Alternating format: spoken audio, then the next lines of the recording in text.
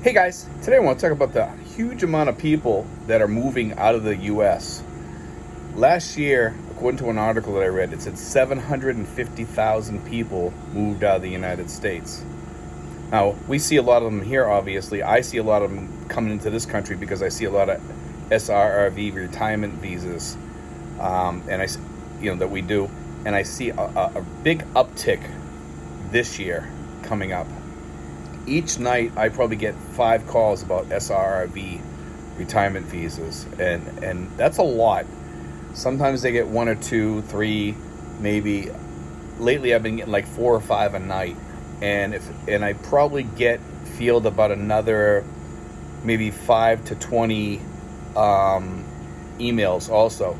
9 million people from the United States live outside the United States and other countries. So to have a jump of 750,000 people leave the country, and granted, they just had a whole bunch of illegal immigrants go into the country, but to have 750,000 people leave the country in 1 year, that's a huge amount of revenue going out with these people because they're spending it now in another country. It's a huge problem for the United States. It may even be the reason why the illegal immigration, they're just like, hey, we better let these people in because we got a lot leaving. And part of that, I think, is the voting block. I think when we have one party in there, they tend to block illegals from coming in. The other party lets them in probably because of the way they vote or what have you. And I'm not trying to get into politics. It's just the way of the beast, and it's part of the way things work in the United States. But I want to talk about this because of the simple reason that I see a lot of people up in Makati. There's a huge amount of Americans. I think Makati might be one of the top 5 places probably where Americans live that come over to the Philippines. They live in Makati. A lot of people up there in BGC and these areas. When you walk through those areas, like I sat in the bank the other day at Bank of Commerce up in Makati, and the only people I seen walking in the door for the most part was Americans. There was a few Filipinos, but it was mostly Americans walking in there. My area here, still a lot of Filipinos here, but we're seeing a lot more Americans at the mall. Used to be you'd see 1 or 2 there. Now when you walk to the mall, you see 5 or 10. Either eating or walking through the mall or what have you. You're seeing a lot more American women tend to come over here now, and that's a huge change from the past. Some of them are veterans, U.S. Navy veterans, things like that. I've seen some of the U.S. Navy veteran women coming over here in their 50s, 60s, which is a big change from the past. We used to be all Navy guys coming over here. We see a lot of Army veterans coming over here now, a few Air Force. Haven't seen many Coast Guard, but we're seeing Army, a few Marines coming over here. I think part of that is because either they have served here in the past or they've heard the stories about how great the Philippines is, and I think that gets a little bit overblown a little bit. The Philippines is a very nice place to live. I love it here, but I think that its reputation, it doesn't live up to its reputation, but it is a beautiful place to live. So don't get me wrong, I'm saying it's a nice place to live, but I think people put it up here when it should be about here, and that goes for the United States too, kind of now, because the United States is losing its luster to Americans, and Americans want to leave, like the 750,000 that just left and the 9 million that live outside the country. Some of those might be people that are working jobs. Like there's a lot of Americans that go to Saudi Arabia and work jobs over there, or Dubai, and places like that, because the amount of money that you get paid each year is fantastic. You can make a lot of money. In the Philippines, you can come over here, but there's not many jobs over here for you, but it's a great retirement place to come. Part of it is, for most people that come to the Philippines, I think, is the women. Part 2 of that now is retirement. You can live here and retire here fairly reasonably cheap. It beats being homeless, let's put it that way, back in Boston and having harsh winters and being homeless or living in a car. Being able to rent a place over here for $80 or $100 a month here in Tracy Martinez or wherever. We get tons of people coming here now on smaller incomes. And most of these people are people that worked hard for their money. It's just that when they came to retire, they thought that they were going to get more in Social Security or more from their pensions or whatever, and they realize, hey, I'm 60 years old and I want to retire. I can't retire in the United States on this. What am I going to do? Where do I go? And a lot of them were ex-military or whatever, so they say Philippines, Thailand, Malaysia, Indonesia, and they decide to move to these places. And I see people coming over here just to kick the tires, come over here for like a month or two and leave. I talk to people all the time about this. They come over here. Some of them come to visit me. I try to tell them, when you come over here, come with your eyes wide open and take off your rose-colored glasses, put them down and take a good look at the country. Is good and bad. The best part is the cost. The cost over here is very, that savings in rentals alone, in a apartment rental or a home rental, makes a substantial difference. Can you eat cheaper over here? I'd say the costs are probably, from what I'm seeing back home and the costs I'm hearing about back home, is that it's probably cheaper over here to live food-wise too. If you're eating all American foods, it does get expensive to go to S&R, to go food shopping or whatever. I went about a month ago. It was about $600. I got a lot of food. I still have some of it.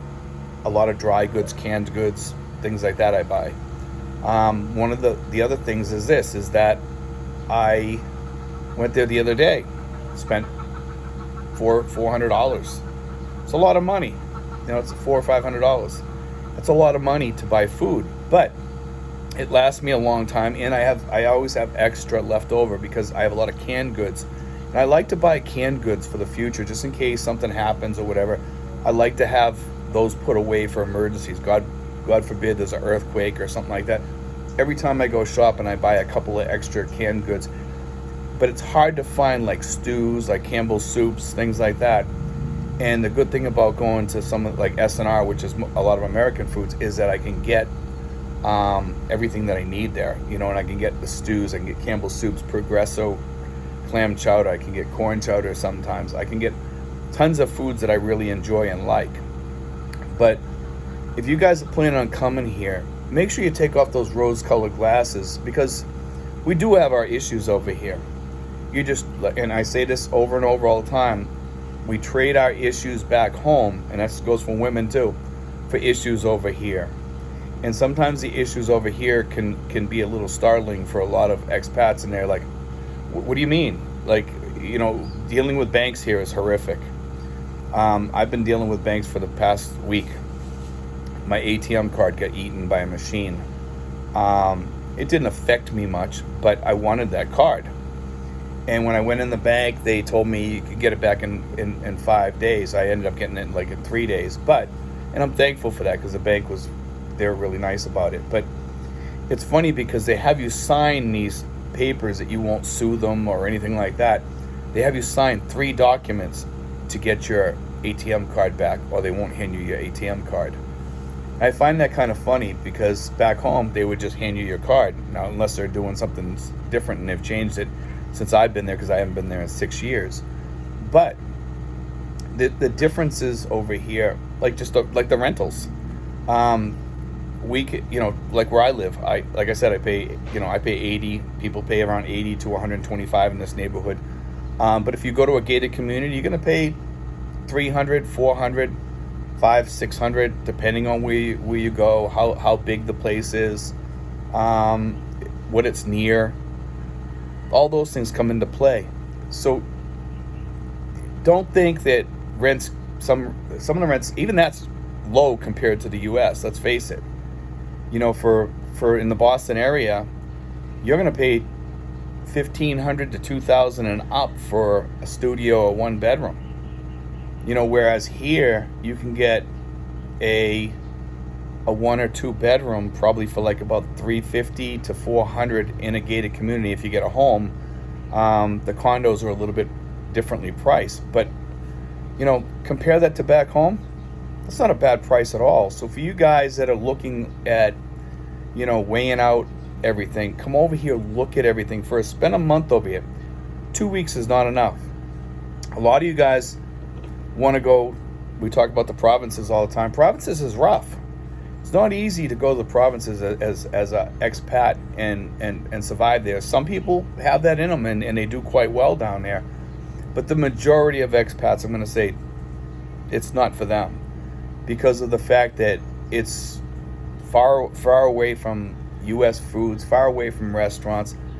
Most people that come to the Philippines, such as myself, we come here. Yes, some of us come here for the girls. Yes, some of us come here for retirement. I would say it's kind of a mixture of both. It's a mixture of both in reality. It's a mixture of the cheap retirement over here and having a decent woman over here. But we're seeing a lot of expats come in here with their American wives. Not Filipino wives, with their American wives. They're coming in here. That's a substantial change from before, because before we had all single guys coming over here just because of the girls. And sometimes we'd have guys come over here just for a girl and then take them back to the States. A lot of guys have done that, and it usually doesn't work out well because of the girls become Americanized or whatever, and that usually fails. Be careful, guys. Take off the rose-colored glasses, and I think you'll do fine over here. Like I said, the Philippines is a beautiful, wonderful place. Seek out your dream spot. Seek out and stay there for like a month just to see if you like it. Maybe in a hotel or rent a place, a room for a month or something like that, or Airbnb. Check it out, see what's for you. And while you're there, if you like the place after 2 weeks, spend 2 weeks seeking out a really nice apartment or a really nice home if you want to get a home. And if you like it, get it, grab it. Don't do a long-term lease until you know that you're good at that place. Don't start fixing up the house till you've lived there for a month or two. And then if you see that it's a place that you like, then start fixing it up the way you want to fix it up. That way there, you're not going to be complaining, gee, I put in an AC, I did this here, I fixed the windows, I fixed the toilet, I did all this stuff here, I painted the place, and now I don't want to be here anymore because it's too noisy. The dog's barking across the street. These are the problems that we have, and like I said, you trade issues back home for issues here. They're just different issues. God bless, guys. Take care. I hope you enjoyed today's show.